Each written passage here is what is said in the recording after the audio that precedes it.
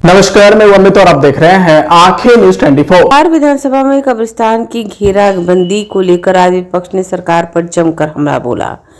तमाम विपक्षी दलों के विधायकों ने सदन का बहिष्कार करते हुए सरकार पर झूठ बोलने का आरोप लगाया और कहा कि कब्रिस्तान की घेराबंदी को लेकर सरकार ने गलत उत्तर दिया है, साथ ही साथ सदन को गुमराह भी किया है। सरकार के अल्पसंख्यक कल्याण मंत्री ने सदन को उत्तर दिया कि आप विधायक अपने ऐच्छिक फंड से कब्रिस्तान की घेराबंदी कर सकते हैं, जो कहीं से भी विधि सम्मत नहीं है। आज सदन के अंदर विपक्षी दल के विधायकों ने सदन का बहिष्कार किया और यह बहिष्कार सरकार के गलत उत्तर के खिलाफ में हुआ। जैसा कि आप मंत्री ने बताया कि अपने ऐच्छिक मद से विधायक लोग कब्रिस्तान की घेराबंदी करा सकते हैं, ये सारा गलत बात है। ऐसा कोई प्रावधान नहीं है जिससे ऐच्छिक मत से विधायक अपना कब्रिस्तान की घेराबंदी करा दे। कोई भी कब्रिस्तान अभी विधायक लोग अपने अनुशंसित राशि से नहीं करा सकते, इसलिए सरकार का उसमें क्लोज है कि जब तक सुरक्षा समिति, डीएम और एसपी की कमेटी यह कब्रिस्तान को असंवेदनशील नहीं करती, तब तक विधायक हो चाहे सरकार हो, कोई कब्रिस्तान की घेराबंदी नहीं करा सकते। ये सरासर उत्तर गलत दे रहे हैं, सरकार के अंदर सदन को गुमराह कर रहे हैं और इसलिए सदन के अंदर विपक्षी दलों ने इस सदन का बहिष्कार किया। एक सवाल यह था। दूसरा, हम लोग का कार्य स्थगन था। बिहार के सासाराम के स्नेहा कुशवाहा की हत्या पिछले दिन 1 फरवरी को कर दी गई। उसके परिवार के बगैर इजाजत के उसके दाह संस्कार उत्तर प्रदेश बनारस में कर दिया गया। वह सवाल था कि उनको न्याय मिले और उन तमाम अपराधियों को जो इसमें संलिप्त है उनकी गिरफ्तारी हो, उनकी सजा हो, इन सवाल का था।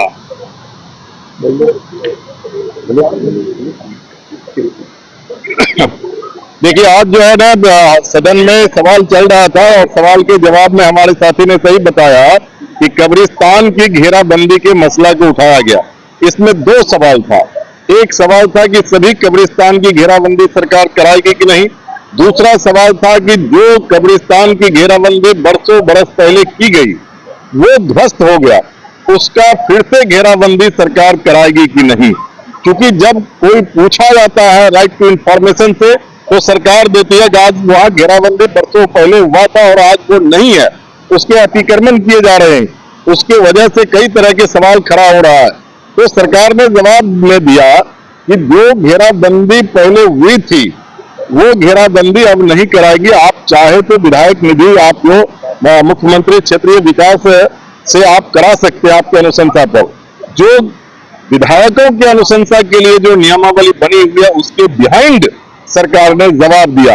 यह जवाब देने का मतलब है कि बिहार के अंदर जो अल्पसंख्यक है उनके सवालों को पूरी तरह डिमोलिश करना चाहती है। उनके जो मुद्दे हैं, जो उनके मसले हैं, उनके कब्रिस्तान का जो आज बड़े पैमाने पर जो अतिक्रमण किया जा रहा है, कोई कहीं कर रहा है, इस सवाल को डिमोलिश कर रहा है। और इस सवाल को लेकर के आज जो है सदन का बहिर्गमन सभी विपक्ष के लोगों ने किया है और ये सवाल और भी आगे बहुत ही मजबूती से हम लोग उठाते रहेंगे। देखिए, 2008 में नीतीश कुमार की सरकार ने बिहार में कब्रिस्तानों की घेराबंदी लॉ एंड ऑर्डर के मसले को सामने में रखते हुए फैसला किया था। उस वक्त अब्दुल बारी सिद्दीकी साहब ने सदन में पूछा था, क्या सारे कब्रिस्तानों की घेराबंदी कर देंगे? कहा हाँ, हम इसी टेन्योर में सारे कब्रिस्तानों की घेराबंदी कर देंगे। लेकिन जब सर्वे कराया गया तो कब्रिस्तान अधिक थे, राशि नहीं थी, तो उसमें इन लोगों ने लगा दिया क्लॉज कि संवेदनशीलता के आधार पर कब्रिस्तानों की घेराबंदी होगी। पहले विधायकों की अनुशंसा पर कब्रिस्तानों की घेराबंदी होती थी, अब डीएम और एसपी के रिपोर्ट के आधार पर और वो जो नोटिफाइड होंगे उसी कब्रिस्तान में घेराबंदी होगी। 2008 से लेकर अब तक मैं समझता हूं कि 1/4 कब्रिस्तानों की घेराबंदी नहीं हो सकी। ये मुसलमानों के मसले के साथ सरकार की अनदेखी है। मुर्दा उठ के हमारा भाग नहीं रहा है। मसला यह है कि कब्रिस्तानों पर नाजायज कब्जा हो रहा है, उसके लिए सरकार ने लॉ एंड ऑर्डर के मामले को सामने में रखते हुए घेराबंदी की थी। लेकिन इन 12 सालों के दरमियान में जो कब्रिस्तान की घेराबंदी हुई, 3 साल के अंदर में उसकी ईंट गायब हो गई। इसने अपना एक रस्म निभा दी। कब्रिस्तान की घेराबंदी 90% जगहों पर अभी मौजूद नहीं है। दूसरा मामला यह है कि अभी मंजू अग्रवाल जो विधायिका है, उन्होंने सवाल पेश किया नालंदा का, जहां माननीय मुख्यमंत्री कहते हैं कि हम क्राइम से, कम्युनिज्म से कोई समझौता नहीं करेंगे। मैं समिति की बैठक लेकर गया हूं, वहां पर एस्टीमेट कमेटी की, वह 3 कब्रिस्तान ऐसे हैं जिसकी घेराबंदी की राशि है, लेकिन नाजायज कब्जा होने की वजह से नालंदा में कब्रिस्तान की घेराबंदी नहीं कराई जा रही है। यही हाल पूरे बिहार का है। सरकार कब्रिस्तानों के मामले में संवेदनशील नहीं है, इसको फसाद का दरिया बनाना चाह रही है। और आज अगर कब्रिस्तान की घेराबंदी कोई करना भी चाहे माइनॉरिटी का, कोई एमएलए या नॉन माइनॉरिटी का, तो कहा जाता है कि नियम संगत नहीं है, क्योंकि वो सरकारी सूची है उसमें नहीं है। दूसरा मामला यह है कि सदन में एक विधायिका जो अपने क्षेत्र का दौरा करती है, वो कहती है कि वहां आपत्तिजनक जानवरों की वजह से वहां पर संवेदनशीलता बढ़ रही है, और नौकरशाह रिपोर्ट देता है कि नहीं, ऐसी कोई बात नहीं है। एक विधायक को झूठा मान लिया जाता है और नौकरशाहों को सही मान लिया जाता है। परंपरा ये रही है कि इस किस्म के मुद्दों पर पूरे क्वेश्चन पूछे जाते हैं, लेकिन हमारी पूरे को भी नहीं सुना जा रहा है और सरकार झूठी गवाही दे रही है। एक तरफ तो मंदिरों की घेराबंदी हो रही है, सरकार को हम इसके लिए बधाई दे रहे हैं, लेकिन सरकार ईदगाहों की घेराबंदी करने के लिए तैयार नहीं।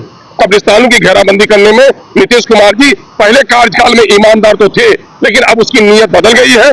उनकी माइनॉरिटी के ताल्लुक से वो संवेदनहीन हो गए हैं और इस मामले में कहीं भी आंखें जो आपका चैनल है उसके लिए और उसके दर्शकों के लिए 2 लाइन की हम शुभकामनाएं अपने ढंग से देते हैं। आप सब में मिठास घुल जाए बांसुरी और बीन की तरह, और लोग आपको भी प्यार करने लगे वैक्सीन की तरह। हंसते रहें, मुस्कुराते रहें और देखते रहें आंखें न्यूज 24। राजधानी पटना में कई वर्षों से शिक्षा में उत्कृष्ट योगदान दे रहा है Lohia Nagar Mount Carmel high school Kankarbagh Patna, जहां नर्सरी से कक्षा 12वीं तक की होती है पढ़ाई। 10वीं और 12वीं बोर्ड परीक्षा में 100% अंक का रिकॉर्ड। एक ऐसा स्कूल जहां पठन पाठन के साथ साथ बच्चों के संपूर्ण विकास का रखा जाता है ख्याल। खेलकूद, सांस्कृतिक गतिविधि, मैथ ओलंपियाड, साइंस ओलंपियाड और बहुत कुछ।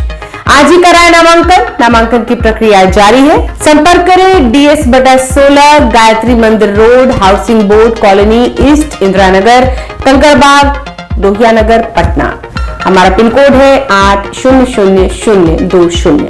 पटना में कई वर्षों से शिक्षा में अहम योगदान दे रहा है Gyansthali high school Alamganj Patna city, जहां 10वीं और 12वीं की बोर्ड परीक्षाओं में 100% अंक प्राप्त कर रहे हैं बच्चे। एक ऐसा स्कूल जहां न केवल होती है पढ़ाई बल्कि साथ ही साथ होती है कल्चरल एक्टिविटी, स्पोर्ट्स एक्टिविटी से जुड़े गेम्स, मैथ ओलंपियाड से लेकर साइंस ओलंपियाड, जहां बच्चों के लिए स्कूल कैंपस अत्याधुनिक सुविधाओं से लैस, छोटे बच्चों के लिए वाहन और ट्रांसपोर्ट की विशेष सुविधा।